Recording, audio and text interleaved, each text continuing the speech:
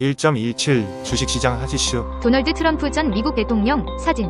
이 첫 번째 공화당 경선에서 압승을 거두면서 이른바 트럼프 테마주가 일제히 폭등했다. 16일 현지 시간 뉴욕 증시에서 디지털월드 어퀴지션 종목명 DWAC 주가는 29.04% 급등한 22.35달러로 마감했다. 지난해 7월 이후 최고치다. 당시 기록한 52주 최고가인 25.85달러에 근접했다. 디지털월드 애퀴지션은 전날 열린 미국 공화당 첫 번째 대선 후보 경선인 아이오와주 코커스 당원대회에서 트럼프 전 대통령이 51% 과반 득표로 압승을 거뒀다는 소식에 주가가 상승했다. 다만 현재 주가는 2022년 3월 기록한 사상 최고가인 97.54달러에는 한참 못 미친다. 디지털월드 애퀴지션은 트럼프가 만든 소셜미디어인 트루스 소셜 위 모기업 트럼프 미디어 앤드 테크놀로지 그룹 TMTG과 합병을 추진 중인 스펙 SPAC 기업 인수 목적 회사이다. 두 회사는 2021년부터 합병을 추진 중이나 자금난과 규정 위반 의혹 등으로 지연되고 있다. 트럼프는 2021년 1월 지지자들의 미국 연방의사당 난입을 선동했다는 이유로 페이스북 X, 옛 트위터에서 퇴출당하자 직접 새로운 플랫폼 트루스 소셜을 만들었다. 트위터는 2022년 일론 머스크에게 인수돼 X로 바꾸면서 트럼프의 계정 정지 조치는 해제된 상태다. 터틀 캐피털의 매튜 터틀 최고 경영자, CEO는 트럼프를 좋아하든 싫어하든 드라마는 그를 따라다닌다. 며 디지털월드 애퀴지션 거래도 다르지 않다고 말했다. 트럼프 대세론 호재에 올라탄 기업은 또 있다. 지난 2020년 대선에서 트럼프 선거 캠프를 지원했던 소프트웨어 개발업체 펀웨어 PHUN 주가는 전날보다 453.49% 폭등한 42센트에 마감했다. 2021년 10월 이후 최대 상승 폭이다. 펀웨어는 트럼프 전 대통령과 직접적인 연관성은 없지만 앞으로 협력 관계가 이뤄질 수 있다는 기대감이 반영됐다.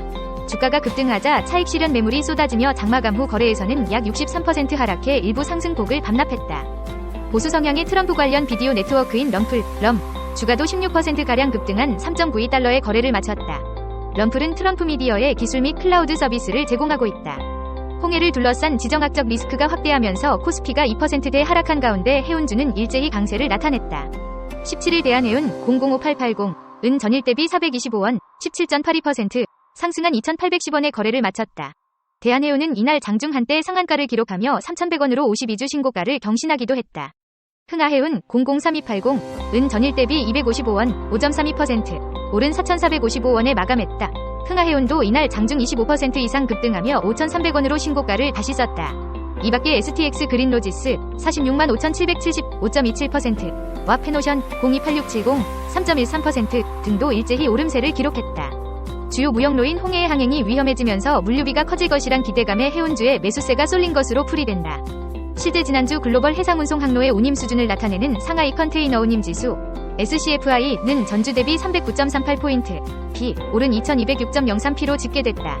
지난 12월 15일 1093.52p에 비해 2배 이상 올랐다. 아프리카와 중동 사이에 있는 홍해에서 하마스를 지지하는 예멘의 후티 반군 공격으로 세계 물동량의 30%가 오가는 수에즈 운하가 멈추자 글로벌 물류 적체 현상이 심화하면서다. 기존에는 유럽을 향하는 선박이 수에즈 운하를 거쳐 지중해, 유럽으로 갔지만 분쟁 이후로는 운항 일수가 15일 늘어난 남아프리카 희망봉으로 우회하고 있다. 최근에는 미국 주도 연합군이 후티의 본거지를 타격했지만 오히려 후티가 미군 함대를 향해 미사일을 쏘며 반격하는 등 갈등이 격화하고 있다. 증권가에선 홍해발 물류 리스크에 따른 해상운임비 상승으로 해운주가 당분간 상승세를 나타낼 것으로 내다봤다.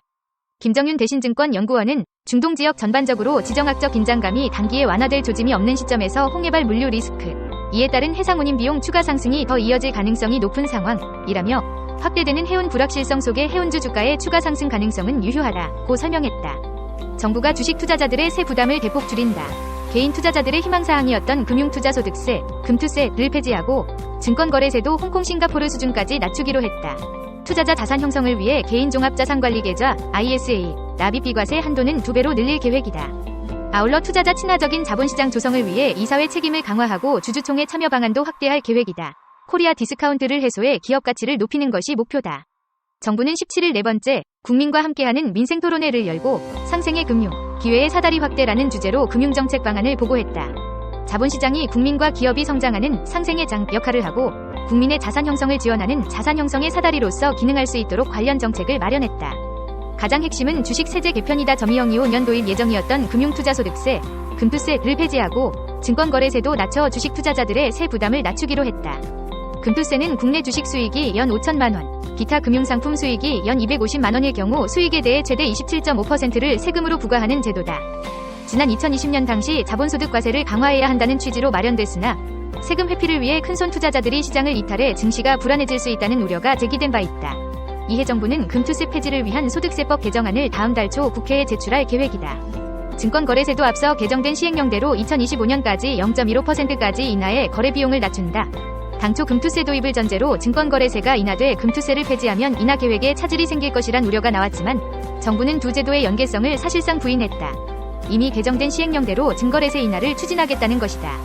김소영 금융위 부위원장은 홍콩이나 싱가포르나 대만 같은 아시아 주변국을 살펴보면 증권거래세가 0.1에서 0.2% 사이라며 우리가 0.15% 정도로 내려도 크게 높거나 낮은 수준이 아니다. 고 말했다. 또 자본시장이 활성화돼 거래액이 커지면 0.15%라고 하더라도 기존보다 훨씬 더 많은 액수가 될 수 있다. 고 덧붙였다. 개인종합자산관리계좌 ISA에 대한 세제 지원도 확대한다. 이를 통해 국민의 중장기 투자 수단을 마련한다는 계획이다. 우선 ISA 납입 한도를 현행 연간 2천만 원, 총 1억 원에서 연간 4천만 원, 총 2억 원으로 2배 상향한다. 배당 이자 소득에 대한 비과세 한도도 현행 200만 원, 서민형 400만 원에서 500만 원, 서민형 1000만 원으로 2.5배 올린다. 정부는 개편안 따른 세제 혜택이 3년 가입, 의무 가입 기간을 기준으로 일반형은 최대 103만 7천 원, 서민형은 최대 151만 8천 원에 달할 것으로 예상했다. 연 최대 2천만 원까지 3년 납입한 현행 사례와 연 최대 4천만 원까지 3년 납입한 개편 이후 사례 비교에 따른 것이다. ISA 가입 대상 역시 확대한다. 기존에는 3년 이내 이자 배당 소득이 2천만 원을 초과해 금융소득 종합과세 대상이 되는 경우 ISA에 가입할 수 없었다. 이에 정부는 국내 주식 및 국내 주식형 펀드에 투자하는 국내 투자형 ISA 상품을 만들어 금융소득 종합과세 대상자의 가입을 허용하기로 했다. 다만 비과세 및 저율 분리과세 9.9% 적용은 없이 15.4% 원천 징수세율 의 분리과세 혜택만 적용된다. 정부는 투자자 친화적인 자본시장 조성을 위한 제도 개선도 추진한다. 이사회 책임을 강화하고 주주총회를 내실화하는 방향이다. 금융위는 법무부와 손잡고 소액주주 권익을 보호를 위한 상법 개정을 추진 중이다. 이사가 회사의 사업 기회를 유용하지 못하도록 손해배상 책임을 구체화하고 소액주주의 참여 확대를 위해 전자주주 총회를 도입한다. 비상장법인에도 물적 분할 시 반대주주에게 주식 매수 청구권을 부여하는 방안도 담았다. 올해 중 시행이 목표다. 아울러 코리아 디스카운트 요소를 해소해 증시 매력도를 높일 계획이다. 우선 기업 밸류업 프로그램을 도입해 상장사의 기업가치 재고를 유도한다. 기업 지배 구조 보고서에 기업가치 재고 계획을 적고 공시우수법인으로 선정되면 가점을 부여하는 안이 담겼다. 주주가치가 높은 기업으로 상장지수 펀드, ETF를 구성하는 방안도 거론된다.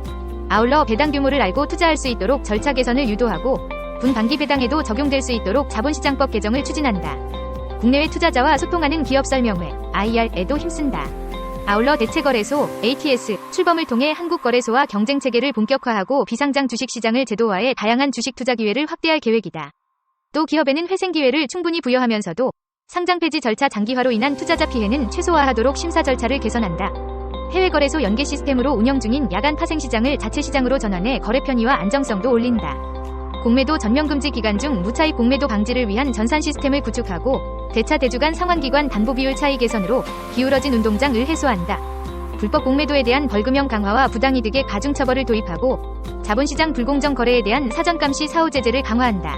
아울러 자사주 전환사채, 시비 제도 개선으로 대주주의 편법적인 사익 추구를 차단할 방침이다.